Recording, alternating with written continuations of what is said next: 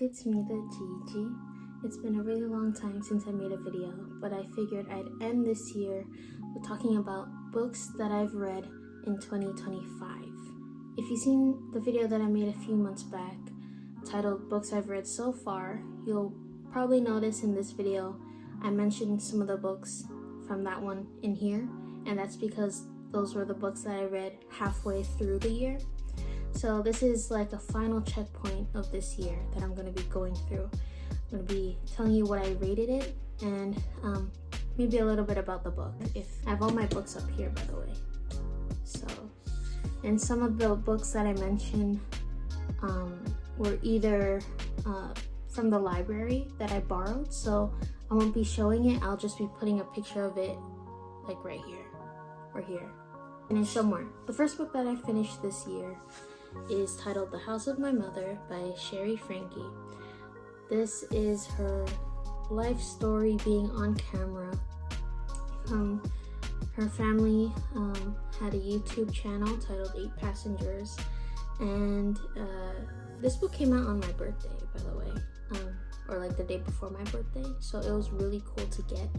This is kind of like this was like a birthday gift, and then I finished it in a week, which this year was like a world record for me in my book of trying to finish books and just like finishing them. Like I'm amazed, and I love reading now than before.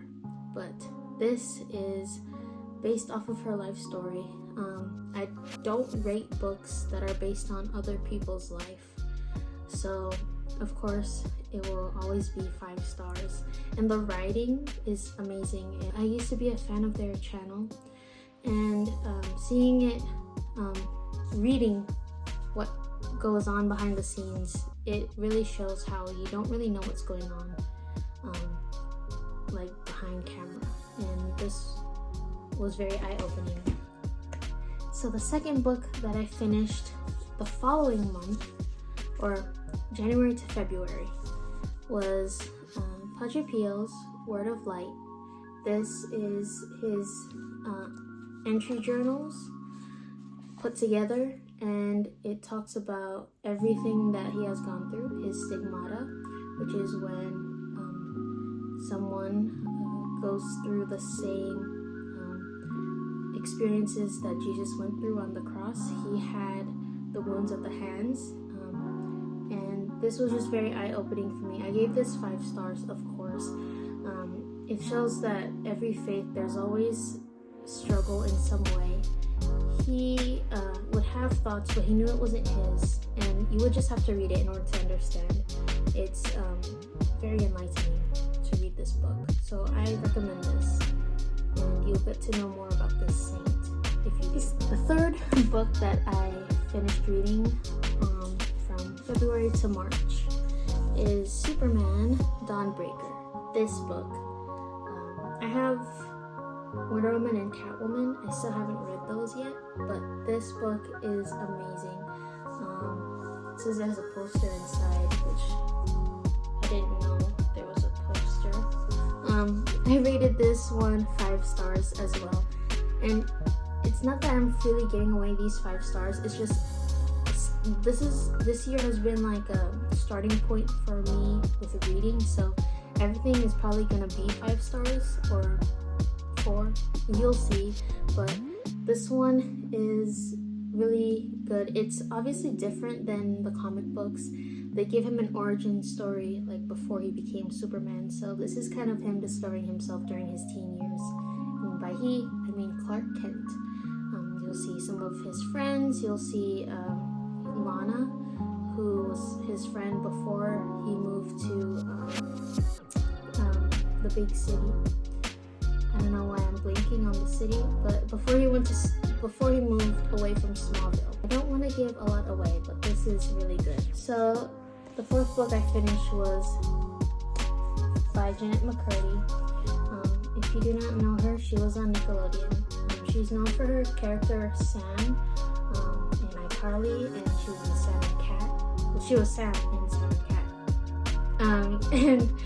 And this is also her life story, so I will not be rating this, but it's very interesting to see how, again, behind camera things happen, and it's amazing to see how just people persevere throughout the. She talks about her mental health, how things started, and analyzing it. Really, it all started with, you know, the title. I don't want to give a lot away. I don't even know how to summarize this, but if you plan to read this book, just be cautious of the different descriptive scenes that are not really for kids, of course. It was odd for me, so I kind of like skipped through those parts. And yeah, there's also language in here, so you need to just be cautious. The fifth book that I finished is The Fault in Our Stars. Now, this is so late. When I was in middle school, this book came out, and a lot of people loved it and everything. When I found this in my little cabinet of books, I was like this much left of the book, and I already remembered what happened, so I just finished it, and I found it and read it. And it's not that, you know, I didn't want to finish it. I did, but I just didn't know where it was. So I finished this book. I gave this one 3 stars. I think back when it came out, it was probably very like major hitting, especially when the movie came out. The book sold so much. I gave it 3 stars because I felt like the ending was just very fast-paced, and it's like it took all its time to develop, and then it just ends like that. And it was sad. But I already knew the ending because I watched the movie before reading the book, but still. So good. After The Fault in Our Stars, I read Among the Barrens. Among the Barrens is a part of the Shadow Children's series of Among the Hidden. If you saw in my last book video, kind of second to last book video, you'll know that I talked about that I read Among the Hidden. So I finished the series this year, and it was really good. So I did Among the Barrens, Among the Brave, Among the Enemy, and Among the Free. So I'm going to put those books here in front of my face. I don't know if you can still see me. Do you see me? Those books are the ones that I completed. For Among the Barrens, I gave it 5 stars because it was a continuation of the character that we were following, and it was really refreshing because the book before Among the Barrens, I'm forgetting the title. I'll probably put it here, hopefully. That book, we kind of shied away from the main character that we were following in the first book, and we came back to him now. So that was really nice. So Among the Brave, I gave that 5 stars. Among the Enemy, I also gave it 5 stars.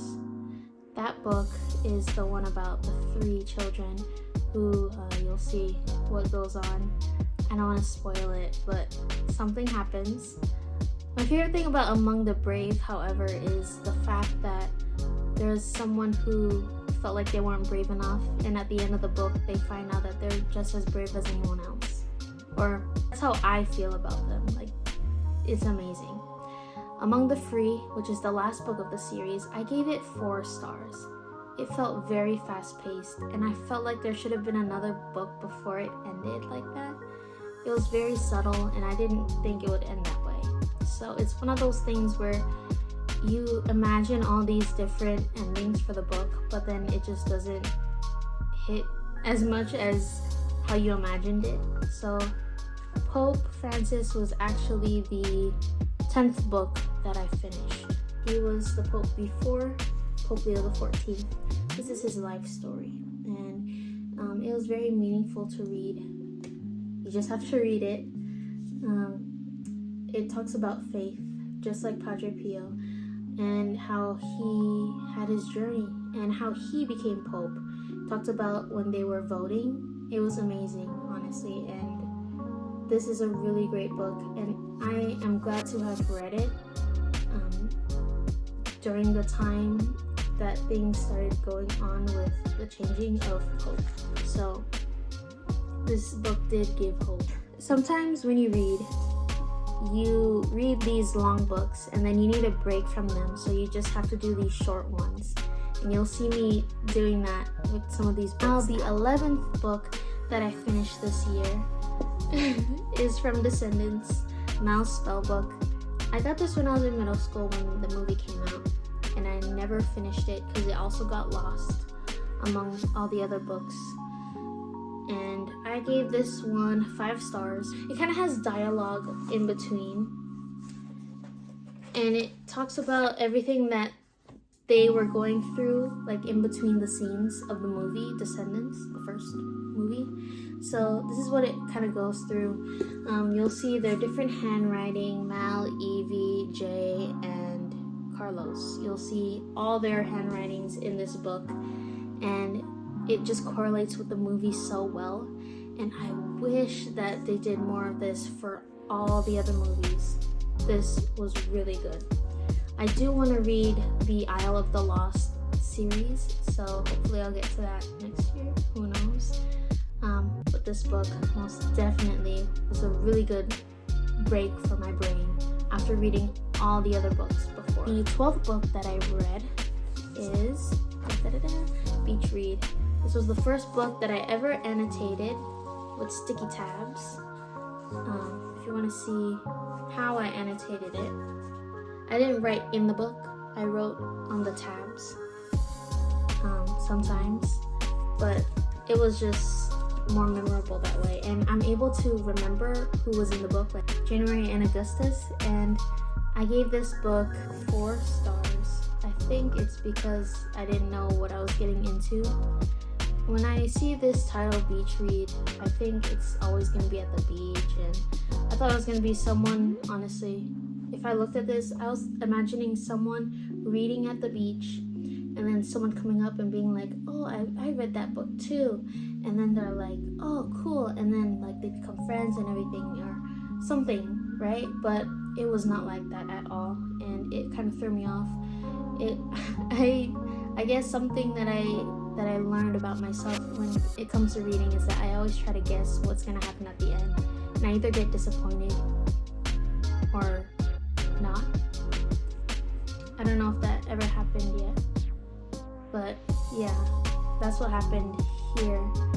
I think I should look more about what the book's about before buying it and reading it, because I think if I found out what was in the book, I probably wouldn't have read this. And that's saying a lot, because I know a lot of people love this book, and I apologize if I offended anyone, but I was not ready for it. I didn't know what this book was about. Research before you read a book. Not to find spoilers or anything, but like research the genre, what age. Anyways, the next book that I finished is not on here. It was borrowed from the library. It's Animal Crossing New Horizon Volume 2. I borrowed it from the library. It was, it had 3 holds, and I got it and I finished it in a week. It took me actually 1 day to finish it, but I couldn't return it until later because I was kind of busy. I gave it 5 stars because it gave me a break from the Beach Read book, and it was comedic and it made me love the game again even more because I haven't played since February. And if you want to see a tour of my island, just comment down below. I'll show you a tour of the island. Anyways, it was a great book. This person came up with these characters, and it's a very comedic way of showing how these characters are, rather than just playing the game, because you know they're NPCs. It was very fun to read. The next book that I've read was Every Summer After. I finished this book in August, and I have not read a book until December. So this was the last book that I've read since then. I gave this book 4 stars, and I remember why. It felt very fast-paced towards the end. It's like I love how you take these Like, for example, this book talks about the future, the present, the past, present, past. And you start to kind of puzzle in the pieces of what was going on. And then towards the end, when, things are already out there and you already know what's going on, it felt so fast-paced, and I thought it would slow down a little bit just so that we can get these moments in place a bit longer, because I really enjoyed this book. Percy is the main character in this book. I just felt like this book did good in sequence-wise, but I wanted to just sink more deeply into those heartfelt moments. The last book that I've read this year, in December, I finished this book last week. It's Animal Crossing: New Horizons, Volume 3. I finished this book in less than an hour. It was a great read because I wanted to read 15 books. Well, this year I plan to read 10, but I finished with 15, and I read this book. It is just like Volume 1 and 2. It's still comedic, but it's also, it's fun to just look at the visuals, and knowing how the book adds more flavor to the game itself is so refreshing. I recommend reading at least one of these. You'll see what I mean. Like, if you play the game and you love the game, you're gonna love this book too, because they add more character development in all these NPCs. Like, Tom Nook is so annoyed by these 4 main characters who are like best friends and they live on the island. It's so fun to read, and I plan to read the rest. There's 11, I believe, and there's more coming out too. Probably gonna borrow that from the library as well. But those are all the books that I've read this year, and I plan to read more. I don't know if I'm gonna try and beat 15, but 15 is the most amount of books that I've read in a year, and I plan to read more. I don't know if I'm gonna try and beat it, but we'll see. I'm not gonna force it. If anything, I'm just going to find more genres that I like. And for that, I'm going to close this video. If you like this video, be sure to like and subscribe. I got 35 subscribers, and in the beginning of this year, I forgot how many I had. I had less than that. I had like one digit somewhere there. I don't remember, but now I have 35, and I'm very grateful. I'm excited to see what next year will bring. And yeah, stay tuned for more. I want to do more books and maybe gameplay. We'll see how that works out. But hope you have a great remaining of the year. I'm going to be posting this the day before New Year, so that doesn't make sense what I just said. Anyways, peace.